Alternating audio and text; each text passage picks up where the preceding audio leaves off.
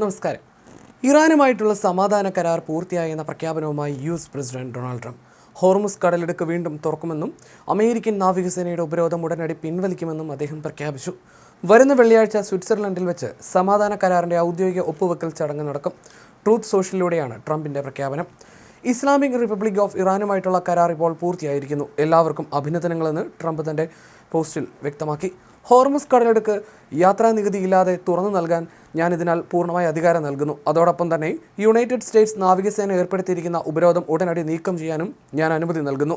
ലോകത്തിലെ കപ്പലുകളെ എഞ്ചിനുകൾ പ്രവർത്തിപ്പിച്ചു തുടങ്ങിക്കോളൂ എന്നും ട്രംപ് കുറിച്ചു. കരാറിൻ്റെ അന്തിമ രൂപരേഖ തയ്യാറാക്കുന്നതിനായി ഇരു വിഭാഗത്തിലെയും മധ്യസ്ഥർ പങ്കെടുക്കുന്ന നിർണായക യോഗങ്ങൾ ഈ ആഴ്ച നടക്കും. ഇരു രാജ്യങ്ങളും സമാധാന കരാറിൽ ധാരണയിലെത്തിയെന്ന പ്രഖ്യാപനത്തിന് പിന്നാലെ ക്രൂഡ് ഓയിലിൽ വിലയിൽ 4% ഇടിവ് രേഖപ്പെടുത്തി. ബ്രെന്റ് ക്രൂഡ് ഓയിൽ വില $3.51 കുറഞ്ഞ് ബാരലിന് $83.82 താഴ്ന്നു. ജൂൺ 19 സ്വിറ്റ്സർലൻഡിൽ വെച്ച് സമാധാന കരാർ ഒപ്പിടുമെന്നാണ് ഇരു രാജ്യങ്ങൾക്കുമിടയിൽ മധ്യസ്ഥത വഹിക്കുന്ന പാകിസ്ഥാന്റെ പ്രഖ്യാപനം. ട്രൂത്ത് സോഷ്യലിലെ തൻ്റെ രണ്ടാമത്തെ പോസ്റ്റിൽ സമാധാനം കൊണ്ടുവരുന്നതിൽ താൻ വഹിച്ച പങ്കിനെക്കുറിച്ചും ട്രംപ് സംസാരിച്ചു. ഇസ്രയേലും യു.എസും ഇറാനെതിരെ ആക്രമണം നടത്തി ഏകദേശം 4 മാസങ്ങൾക്ക് ശേഷമാണ് ഈ നിർണായക നീക്കം. അന്നത്തെ ആക്രമണം ഹോർമുസ് കടലിടുക്ക് അടച്ചുപൂട്ടുന്നതിനും ലോകമെമ്പാടും ഇന്ധനവില കുതിച്ചുയരുന്നതിനും കാരണമായിരുന്നു.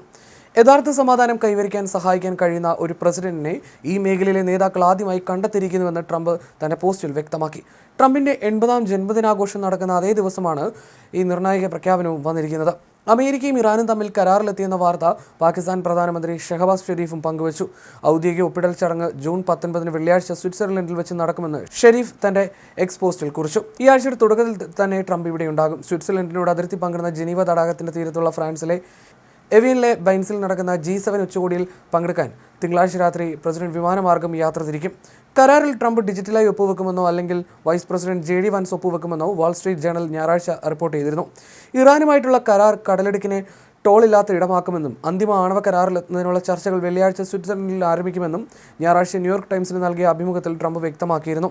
ഈ കാര്യങ്ങൾ തീരുമാനമായില്ലെങ്കിൽ ഇറാനെതിരെയുള്ള ആക്രമണം പുനരാരംഭിക്കുമെന്നോ അല്ലെങ്കിൽ മേഖലയിലെ വരുമാനത്തിൻ്റെ 20% പ്രതിഫലമായി വാങ്ങി അമേരിക്കയെ മിഡിൽ ഈസ്റ്റിൻ്റെ സംരക്ഷകനാകുമെന്ന് ട്രംപ് ഭീഷണിപ്പെടുത്തിയതായും ന്യൂയോർക്ക് ടൈംസ് റിപ്പോർട്ട് ചെയ്തിരുന്നു.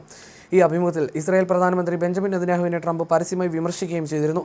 അദ്ദേഹം വളരെ കടുപ്പക്കാരനായ ഒരു മനുഷ്യനാണ്. സത്യം പറഞ്ഞാൽ ഞങ്ങളിത് ചെയ്തതിന് അദ്ദേഹം ഞങ്ങളോട് വളരെ നന്ദിയുള്ളവനായിരിക്കണം. കാരണം ഇറാൻ്റെ പക്കൽ ഒരു ആണവായുധം ഉണ്ടായിരുന്നെങ്കിൽ ഇസ്രായേൽ 2 മണിക്കൂർ പോലും അവശേഷിക്കില്ലായിരുന്നുവെന്നും ട്രംപ് പറഞ്ഞു. നേരത്തെ നെതന്യാഹുവിനെതിരെ രൂക്ഷമായ ഭാഷയിൽ തന്നെയായിരുന്നു ട്രംപ് പ്രതികരിച്ചത്. ലെബനൻ തലസ്ഥാനമായ ബെയ്റൂട്ട് ബോംബിട്ട് തകർത്ത ഇസ്രായേൽ നടപടിയിലായിരുന്നു ട്രംപിൻ്റെ വിമർശനം. അത് സംഭവിക്കാൻ പാടില്ലാത്തതായിരുന്നു എന്ന് തുറന്നടിച്ചുകൊണ്ടായിരുന്നു ട്രംപ് നെതന്യാഹുവിനെ തള്ളിപ്പറഞ്ഞത്. ഭീഷണികൾക്കെതിരെ സ്വയം പ്രതിരോധിക്കാൻ ഇസ്രായേലിന് അവകാശമുണ്ട്. എന്നാൽ അതിന് മറുപടിയായി അവർ നടത്തിയ ഈ ആക്രമണം വളരെ ചെറുതും അർദ്ധശൂന്യവുമായിരുന്നു. ഇതിലാർക്കും പരിക്കേൽക്കുകയോ ആരും കൊല്ലപ്പെടുകയോ ചെയ്തിട്ടില്ല. അതുകൊണ്ട് തന്നെ ഈ സുപ്രധാന പ്രക്രിയയെ തടസ്സപ്പെടുത്താൻ ഇത് കാരണമാകരുതെന്നായിരുന്നു ട്രംപിൻ്റെ പ്രതികരണം.